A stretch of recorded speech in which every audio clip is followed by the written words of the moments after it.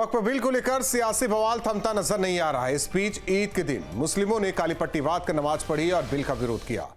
संभल सांसद जिया रहमान बर्क ने इस बिल को लेकर कहा कि मुसलमानों के हक को छीनने की कोशिश हो रही है। दरअसल माना जा रहा है कि सरकार 2 अप्रैल को इस बिल को संसद में रखेगी। सरकार इस बिल को पास कराने की कोशिश में है, लेकिन विपक्ष बिल का खुलकर विरोध कर रहा है। इस बीच ओवैसी ने नीतीश कुमार, चंद्रबाबू नायडू और चिराग पासवान की पार्टी को लेकर कह दिया कि अगर ये दल बिल का समर्थन करते हैं तो मुसलमान उन्हें कभी माफ नहीं करेंगे। वहीं समाजवादी पार्टी और कांग्रेस भी बिल के पुरजोर विरोध की तैयारी में है। इस बीच किरेन रिजिजू ने कह दिया कि वक्फ बिल को लेकर मुस्लिमों को गुमराह किया जा रहा है। दो टूक में करेंगे चर्चा, लेकिन पहले सुनते हैं बयान। जो लोगों ने काली पट्टी बांधी है उन लोगों ने भी, जो नहीं बांध पाए सभी लोग इस वक्फ बिल के मुखालफत में हैं, क्योंकि ये बिल हमारे हकों को, हमारे 40 करोड़ मुस्लिम समाज के लोगों को हकों को छीनने का है। तो इसलिए हम मजबूती के साथ इस बिल के विरोध करेंगे। अब मैं पार्लियामेंट चले जाऊँगा, कल से सेशन शुरू होगा, तो वहाँ भी मजबूती के साथ में इस बिल का विरोध अपनी पार्टी के साथ में करूँगा। वक्फ बोर्ड के चेयरमैन, मेंबर, संबंधित अधिकारियों ने करप्शन कर डाला, करोड़ों की जमीनों को रेवड़ियों के भाव बेच डाला। इसलिए इन तमाम करप्शनों पर लगाम लगना चाहिए और हमारे बुजुर्गों ने जिस मकसद के लिए जमीनें वक्फ की थी, उस खैर के मकसद में और अच्छे काम में उस काम को होना चाहिए। इसलिए मैं चाहता हूं कि वक्फ संशोधन बिल पार्लियामेंट में पास किया जाए। देखिए, इसमें आप एक चीज समझना होगा, ये वक्फ का विरोध करने वाला कौन लोग है। जो कुछ लोग ताकतवर हैं, वक्फ के प्रॉपर्टी को कब्जा करके रखा हुआ है, वो लोग मिसगाइड कर रहे हैं, लोगों को गुमराह कर रहे हैं। ये बिल्कुल ठीक नहीं है। क्रिटिसिज्म करने का राइट है सबका, लेकिन क्रिटिसिज्म कोई तर्क पे तो होना चाहिए। अगर वक्फ कानून अनकॉन्स्टिट्यूशनल है, वो गैर संवैधानिक है, तो इतने दशकों तक ये कानून तो चल रहा था, तो उनके बनाए हुए कानून संवैधानिक है और हम कानून लेगा तो वो जो गैर संवैधानिक हो गया। पिछले कुछ दिनों में जो बयानात देखने में आए हैं कि लोगों को ये जज्बाती तकरीर करके बताया जा रहा है कि आपकी मस्जिद छीन जाएंगी, दरगाहें छीन जाएंगी, इमाम बाड़े छीन जाएंगे, ये बातें सरासर गलत है। देखिए, डेमोक्रेसी में पक्ष विपक्ष, सहमति असहमति एक डेमोक्रेसी का पार्ट है, और कोई संवैधानिक तरीके से अगर प्रोटेस्ट भी करते हैं तो उनको अधिकार है, करें, कोई इश्यू नहीं। हो सकता है कुछ क्लॉज से उनको आपत्ति हो, लेकिन जहां तक मेरा मानना यह है कि मौजूदा वक्फ एक्ट जो है उसमें अमेंडमेंट की सख्त जरूरत है। और ऐसे में बड़े सवाल, वक्फ बिल पर सियासी तर्क, अधिकार छीनने का आरोप लगाया बर्क। बिल पर आसान नहीं सरकार की राह, विपक्ष की वोट बैंक पर निगाह। तुष्टीकरण के लिए विरोध में विपक्ष, बिल की आड़ में मोदी विरोध है लक्ष्य। वक्फ बिल पर सियासी बवाल, विपक्ष कर रहा मुस्लिमों को गुमराह, मुस्लिमों को भड़का रहा है विपक्ष, बिल के समर्थन में एनडीए होगा एकमत। इन्हीं सवालों के साथ मेहमानों से करेंगे चर्चा। ओपी सिंह जी, प्रवक्ता बीजेपी, कीर्ति निधि पांडे जी, प्रवक्ता समाजवादी पार्टी, इकबाल अहमद जी, प्रवक्ता कांग्रेस। आप तीनों मेहमानों का स्वागत है। दो टूक में कीर्ति निधि पांडे जी, आपके सांसद कह रहे हैं ये तो अधिकारों का हनन है। सवाल इस बात को लेकर है कि अमेंडमेंट तो किए गए, बदलाव तो वक्फ के बिल में किया गया है, 95 में किया गया है, अब किया जा रहा है, तो फिर दिक्कत क्या हो रही है? देखिए राहुल जी, संशोधन हमेशा होते रहे हैं, संशोधन पे कोई आपत्ति नहीं, संशोधन कई बार हुए भी हैं। लेकिन सवाल यह है कि भारतीय जनता पार्टी से अगर आप पहले सवाल पूछे होते तो बताते कि संशोधन क्या करना चाहता है, और पार्लियामेंट के अंदर नहीं, आप ही बताते चलिए ना, उस संशोधन को आप ही बताते चलिए, मैं तो उनसे सवाल करूंगा। मैं बता रहा हूं राहुल जी, थोड़ा देखिए, वक्फ बिल को पार्लियामेंट के अंदर पेश किया गया और विपक्ष की मांग पे जेपीसी बनाई गई। चेयरमैन जगदम्बिका पाल साहब के नेतृत्व में एक कमेटी बनी माननीय सांसदों की, लेकिन बड़े अफसोस के साथ कहना पड़ता है कि कई बैठकों में विपक्ष के एक भी सुझाव को विपक्षी सांसदों पे चेयरमैन द्वारा स्वीकार नहीं किया गया। जेपीसी भी बनाई गई, विपक्ष के राय को स्वीकार भी नहीं किया गया। और मैं तो कहता हूं कि देश की आजादी के बाद 1952 में बंदोबस्त हुआ, जमीनें किसकी है, खसरा खतौनी में दर्ज हुए। वक्त में अब जिस तरीके का संशोधन भारतीय जनता पार्टी करना चाहती, कि रिसीवर बैठा दिया जाए और जो ट्रिब्यूनल था, ट्रिब्यूनल कोर्ट में वक्त पे डिस्प्यूट ट्रिब्यूनल कोर्ट में निपटाए जाते थे, ट्रिब्यूनल कोर्ट को समाप्त करने की बात हो रही है। और जहां तक जानकारी के अनुसार वक्फ बोर्ड में पहले केवल एक माइनॉरिटी के लोग होते थे, मुस्लिम समाज के लोग रखे जाते थे। उसमें भी संशोधन करने का प्रस्ताव है कि सभी धर्मों के लोग उसमें शामिल हो। नहीं, दो गैर मुस्लिम दो। देखिए, और जिस तरीके से मैं कह रहा हूं कि अगर मुस्लिमों का मसला है, अगर मुस्लिम समाज का मसला तो मुस्लिम समाज के मेंबर्स उस कमेटी में रहे, उसको निपटाएं। क्रिश्चियंस का मसला हो तो वो निपटाएंगे, बौद्धिस्टों का मसला हो तो वो निपटाएंगे। आप किसी दूसरे कमेटी में मेरी एंट्री करा देंगे तो मैं क्या करूंगा? मैं जाकर के डिस्प्यूट, तो फिर तो यहाँ निर्णय नहीं करा पाऊंगा, डिस्प्यूट बढ़ेगा। हाँ ठीक है, मैं मान लेता हूं। डिस्प्यूट का डिसीजन फिर तो यहाँ यहाँ तो फिर धर्मनिरपेक्षता कहना मजाक लगेगा। फिर तो हमें, भारत एक धर्मनिरपेक्ष देश है, फिर तो मजाक लगेगा हमें। आप सनातन बोर्ड का गठन करिए, आप गौशाला बोर्ड का गठन करिए, और आप गौशाला फिर कह रहे हैं कि सनातन बोर्ड का गठन कर देंगे। कल को किसी मस्जिद में सनातन बोर्ड वाले कह देंगे कि ये तो मेरा है, उनका ट्रिब्यूनल रहेगा, उन्हीं की बात सुनी जाएगी। फिर नहीं तो ये तो ट्रिब्यूनल क्यों बने? नौकरी के लिए ट्रिब्यूनल है, नौकरी में भी ट्रिब्यूनल है, उसके स्पेशलाइजेशन है, उसके स्पेशलिस्ट जज हैं, इसीलिए तो ट्रिब्यूनल बनाया गया। कोर्ट, न्यायालय, ट्रिब्यूनल जो बनाए गए, ठीक है, मान लीजिए मैं कहता हूं कि मेरे पक्ष में फैसला नहीं आया ट्रिब्यूनल का। एक मिनट, ट्रिब्यूनल का मेरे पक्ष में फैसला नहीं आया तो मैं क्या अपील कर सकता हूं कहीं आगे? नहीं, ट्रिब्यूनल के बाद देखिए, ट्रिब्यूनल के बाद, ट्रिब्यूनल कोर्ट के जाने के बाद ये आपको पावर है, हाई कोर्ट, सुप्रीम कोर्ट कहीं लड़िए, लेकिन पहले मुकदमा ट्रिब्यूनल में। भारतीय जनता पार्टी उस ट्रिब्यूनल को भी समाप्त करना चाहती है। ये जो ढांचा है संवैधानिक, नहीं, जहां तक मुझे, मैं पढ़ रहा था, हो सकता है मैं गलत हूं, ये हो रहा था कि ट्रिब्यूनल के बाद आपको जाना ही ट्रिब्यूनल में है, आपको ट्रिब्यूनल में ये जो उसका फैसला है वही मान्य है। आप राहुल जी, अब ये भी है कि जैसे वक्फ बोर्ड ने, एक मिनट सुन लीजिए कीर्तिनिधि पांडे जी, वक्फ बोर्ड ने अगर दावा कर दिया कि ये जमीन वक्फ की है, तो जिसकी जमीन है उसे ये साबित करना है कि उसकी जमीन है, ये वक्फ को नहीं साबित करना है कि वो उसकी जमीन है। देखिए राहुल जी, मैं बताऊं, ट्रिब्यूनल का नियम है, ट्रिब्यूनल में जाने के बाद वहां से मुकदमा अगर आप हार जाते हैं तो आपको उसके बाद भी पावर है, आप हाई कोर्ट, सुप्रीम कोर्ट जाइए। अच्छा, तभी इतने केसेस पेंडिंग है हाई कोर्ट, सुप्रीम कोर्ट में। ट्रिब्यूनल उसके बाद भी समाप्त करने की जो साजिश है, मैं कह रहा हूं जो संवैधानिक ढांचा है, नहीं ऐसा नहीं है कि उसको ट्रिब्यूनल को समाप्त करने की साजिश है। उसमें तो है जो नया संशोधन है, उसमें कहा जा रहा है कि ट्रिब्यूनल में भी जा सकते हैं आप, हाई कोर्ट भी जा सकते हैं, सुप्रीम कोर्ट भी जा सकते हैं। लेकिन जो पहले था, एक मिनट, जो मेरी बात सुनिए, जो पहले है उसमें केवल ट्रिब्यूनल ही है। अब ये आप बता रहे हो सकता है नया, इकबाल अहमद जी बेहतर तरीके से बता सकते हैं, जो चर्चा कीर्तिनिधि जी कर रहे हैं। इकबाल अहमद जी, आपने सवाल क्या किया? वही ट्रिब्यूनल वाली बातें चल रही, पहले एक तो चीज क्लियर हो जाए, फिर आगे बढ़ जाते हैं हम लोग। देखिए, मैं तो सीधे सीधे एक बात कहूंगा कि मोदी जी जब से प्रधानमंत्री हुए हैं तब से संशोधन, तमाम चीजों में संशोधन करते चले जा रहे हैं, और उनका कोई भी संशोधन सही पटल पे नहीं उतरा। मैं 2-3 मिसालें भी दे सकता हूं। पहली मिसाल है कि 2000 की नोट वो लेके आए और 1000 और 500 की नोट बंद कर दिया उन्होंने। देखिए, इससे ना चर्चा इससे चर्चा ना खिंच जाएगी और मैं क्या कहना चाह रहा हूं, बेहतर बातें नहीं हो पाएंगी। 7 साल ही चल पाई 2000 की नोट।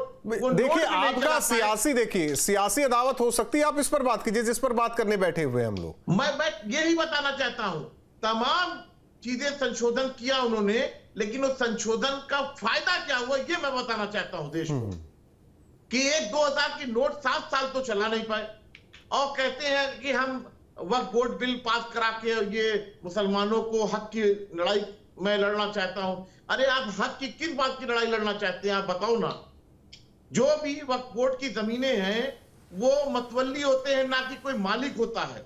वो तो एक देख रेख करने के लिए वक्फ बोर्ड एक मुतवल्ली नियुक्त करता है, उसको वो चीजों को देखना है और वक्फ बोर्ड को बताना है। मुझे परिभाषा नहीं चाहिए जो कीर्तिनिधि जी ने बोला कि मान लीजिए मेरी जमीन है, कल को वक्फ बोर्ड आके बोल देता है ये वक्फ की जमीन है, और मैं क्या केवल ट्रिब्यूनल में ही जो फैसला होगा आगे कहीं नहीं जा सकता।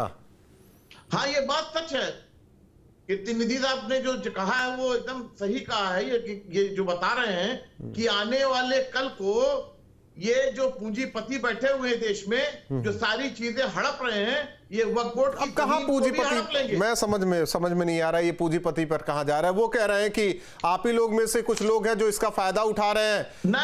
एक मिनट बात सुनिए इकबाल अहमद साहब, आप पूंजीपति पर चले जाइए, उससे हमें कोई एतराज नहीं है, लेकिन आरोप यही लग रहे हैं कई केसेस इसीलिए, चाहे वो हाई कोर्ट में हो चाहे सुप्रीम कोर्ट में हो, आपके ट्रिब्यूनल में हो, जो शिकायतें हैं उसमें यही कहा जा रहा है कि मेरी जमीन कब्जा कर ली गई।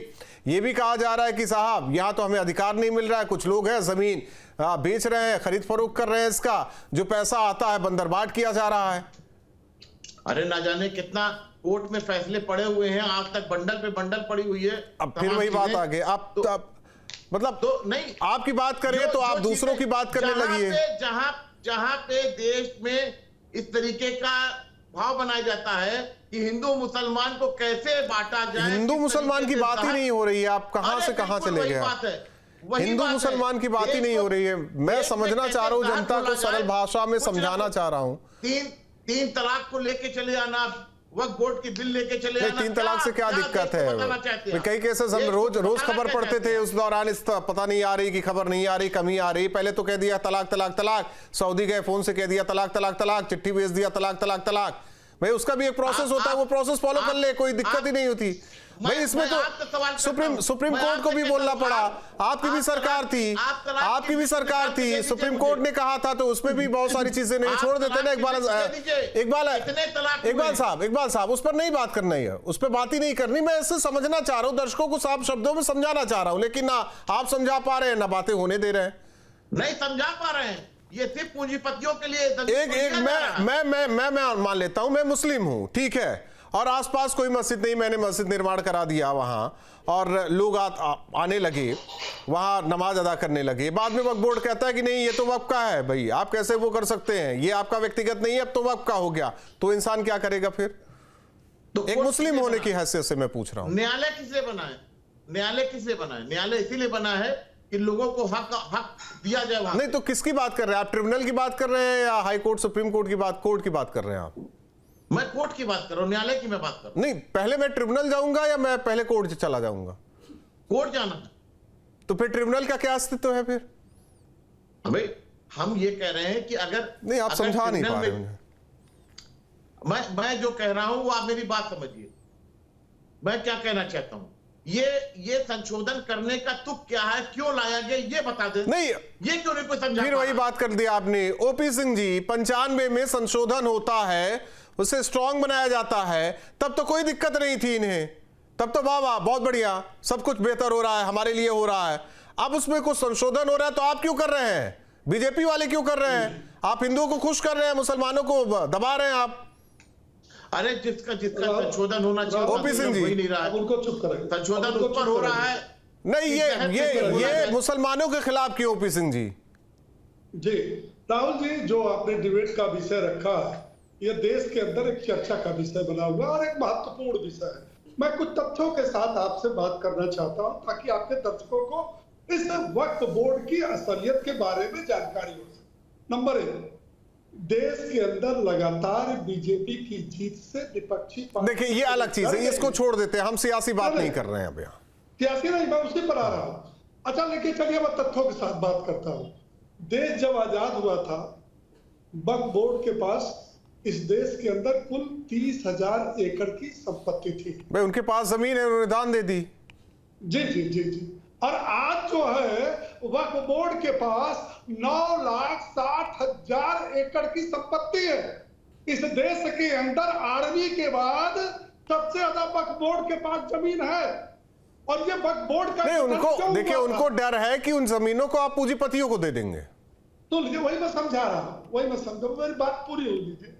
मैं ये कह रहा हूं राहुल जी, का गठन क्यों हुआ था ये बताया ना, कोई नहीं बता रहा। ये वक्फ बोर्ड का गठन हुआ था आम और गरीब मुसलमानों उनके उत्थान के लिए, उनके विकास के लिए। मैं पूछना चाहता हूं, पूरे देश के अंदर वक्फ बोर्ड की जितनी जमीन है उस पर 90% इस मुस्लिम समुदाय के बड़े और प्रभावशाली लोगों का उस पर अधिकार है। और मैं एक उदाहरण के साथ बताना चाहता हूं, आप इसकी सर्वे करवा लीजिए। हैदराबाद शहर में वक्फ बोर्ड की जितनी जमीनें हैं 90% उस पर ओबीसी या उनके लोगों का कब्जा। ऐसी स्थिति में ओबीसी भाईचार क्यों चाहेंगे कि हटे? दूसरी बात, ये ट्रिपल तलाक हुआ, आपका जो है सीए हुआ, एनआरसी हुआ, इसको लेकर भड़काया नहीं गया था इस देश को। और ट्रिपल तलाक की स्थिति क्या है? दूसरी बात, कांग्रेस पार्टी 2013 में भी संशोधन किया था और 2014 में इस देश से विदा होते होते इस देश की 123 बेशकीमती संपत्तियों को वक्फ बोर्ड को दे दिया।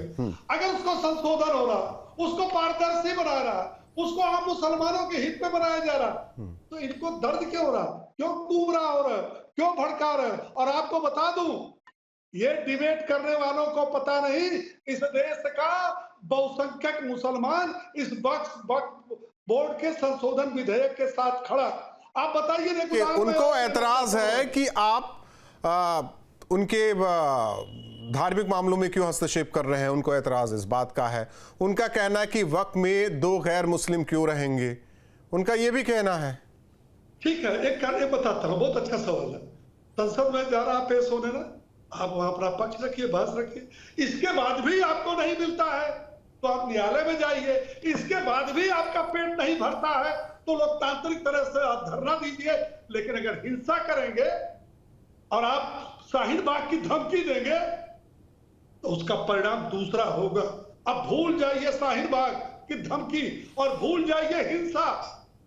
आप इस बात को लोकतांत्रिक तरीके से बैठ के धमकी दे रहे हैं लोगों को। मैं धमकी नहीं दे रहा हूं, समझा रहा हूं। आप भड़काने की कोशिश कर रहे हैं, आप वक्फ बोर्ड को भड़काने का काम करोड़ नागरिकों को आप धमकी देंगे, चाहे वो वर्ग हो, लोकतंत्र में किसी को अपनी बात नहीं करने देंगे। सारे के सारे आप आंदोलन करने के लिए धमकी देंगे लोकतंत्र में, और आज आपके भड़काने का देश बना रहे हैं। जैसे पवित्र ओपी सिंह जी देखिए, कीर्तिनिधि पांडे ने जो शुरुआत की थी मैं उस पर समझना चाह रहा था, अभी तक क्लियर नहीं है। जहां तक मैंने पढ़ा कीर्तिनिधि पांडे जी डिबेट को और कुछ दूसरी दिशा में ना ले जाइए। कीर्तिनिधि पांडे जी दूसरी दिशा में ना ले जाइए डिबेट को। ओपी सिंह जी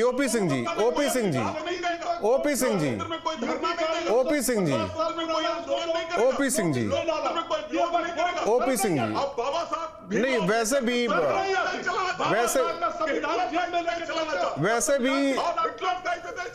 कीर्तिनिधि पांडे जी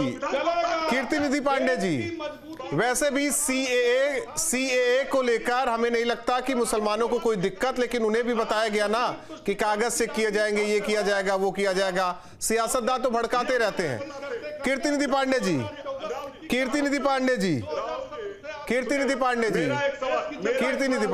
सुनिए, नहीं एक सवाल मेरा है राहुल जी। कीर्तिनिधि पांडे जी सवाल करने यहां मैं बैठा हूं। आप लोग संसद में और विधानसभा में सवाल कीजिए, सड़क पर सवाल कीजिए। इस देश की जनता को जानने का अधिकार है कि भारतीय जनता पार्टी संशोधन किस क्लास में करना चाहती है और क्या संशोधन करना चाहती है। अच्छा, तो बता दीजिए, इस देश की जनता ये भी जानना चाहती है कि 95 और 13 में संशोधन की क्या जरूरत थी। इकबाल साहब भी बैठे हुए, उनकी सरकार थी, बता दे।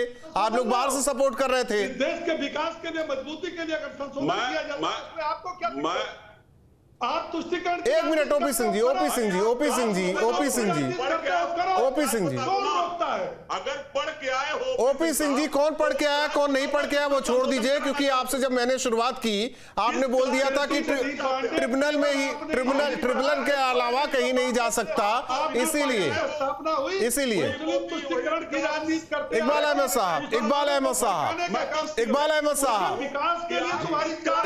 साहब बड़े बड़े मुस्लिम देशों में, जरा मैं पीसीआर से कहना चाहूंगा कि दोनों लोग के ऑडियो को थोड़ा डाउन किया जाए। इकबाल अहमद साहब, बड़े बड़े मुस्लिम देशों में इससे संबंधित जो कानून है उसमें बदलाव किया गया, तो भारत में क्यों नहीं किया जा सकता? भाई, किसी देश की तुलना भारत से कैसे कर सकते हैं आप? उस देश में कितनी जनसंख्या है और यहां कितनी जनसंख्या है उसको देखिए। यहां वक्फ बोर्ड की जमीनें किसने दी हैं, कहां से वो जमीनें गई हैं किसके पास, और कौन देख रहा है, ये देखिए पहले।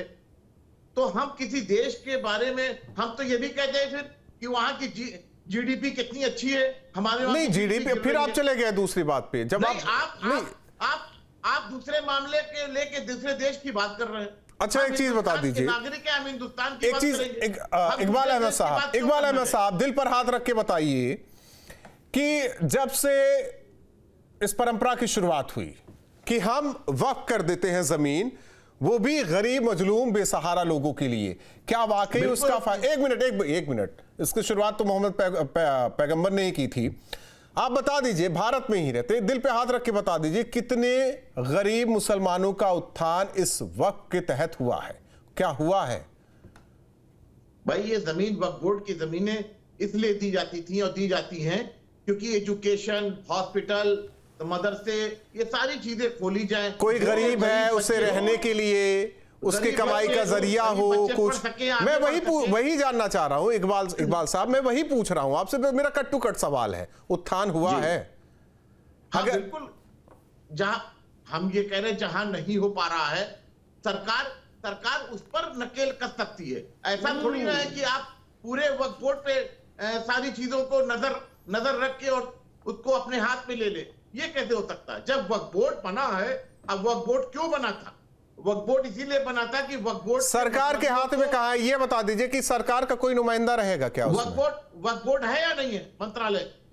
सरकार का नुमाइंदा रहेगा उसमें? अरे वक्फ बोर्ड मैं आपसे पूछ रहा हूं, मैं पूछ रहा हूं, अगर कोई, मैं कह रहा हूं जमीन का मामला होगा तो उसमें सरकार का नुमाइंदा सुनेगा उसको। वक्फ बोर्ड मिनिस्टर होता है, वक्फ बोर्ड चेयरमैन होता है, वो सब होता है। मैं तो कह रहा हूं कि 32 वक्फ बोर्ड है, एक सेंट्रल वक्फ बोर्ड है, वो तो मैं भी कह रहा हूं। एक सेकंड, मैं भी बता दूं, इस बिल के पास होने से न तो आपका किसी मस्जिद पर प्रभाव पड़ेगा, आपको न कोई दरगाह पर जानकारी प्रभाव नहीं है। पड़ेगा, न मदरसा पर आपको प्रभाव कोई पड़ेगा, जानकारी नहीं। न आपकी जितनी चीजें संचालित है पुनर्विलोपन उस पर ये नहीं बात करेगा। विवाद लेकिन आगे वक्फ बढ़ता जाएगा। बोर्ड जो पुनर्विलोपन भूमाफिया की तरह संशोधन करना चाहते हैं। नहीं कीर्ति दीदी, देखिए टाइम नहीं है मेरे पास, नहीं तो मैं आप ही से सवाल करता कि क्या प्रभाव पड़ेगा। ओपी सिंह जी बात मैं यही पूछता कि क्या प्रभाव पड़ेगा इस बदलाव से, जरा वो भी उसकी भी चर्चा हो जाती, लेकिन सियासी एंगल इसमें ढूंढा जा रहा है क्योंकि एक समुदाय विशेष से जुड़ा ये मामला है और सवाल वोट बैंक का है, तो राजनीति होगी। बहुत बहुत धन्यवाद आप तीनों मेहमानों का। 95 में संशोधन हुआ, कोई दिक्कत नहीं, 13 में कोई दिक्कत नहीं, लेकिन अब 25 में हो रहा है तो दिक्कत है क्योंकि सरकार बीजेपी की, और ये बार बार बताया जा रहा है कि बीजेपी की सरकार, ये जो केंद्र में बैठी है एनडीए की सरकार, वो आपके हकों को छीन रही है, वो मुस्लिम विरोधी, ये बताने की कोशिश की जा रही है। सवाल ये कि क्या विपक्ष वाकई वोट बैंक के लिए ये सब कर रहा है? क्या वाकई ये बदलाव उस विशेष समुदाय के लिए खतरनाक है? क्योंकि पढ़िए, ड्राफ्ट को पढ़िए, जिस तरीके से ये पूरा बिल जेपीसी के पास भेजा गया, उसे अब पेश करने के लिए कहा जा रहा है, उसे पढ़िए और खुद आकलन कीजिए कि आखिर सच्चाई क्या है, अफवाहों में ना आए। 2 टूक में इतना ही।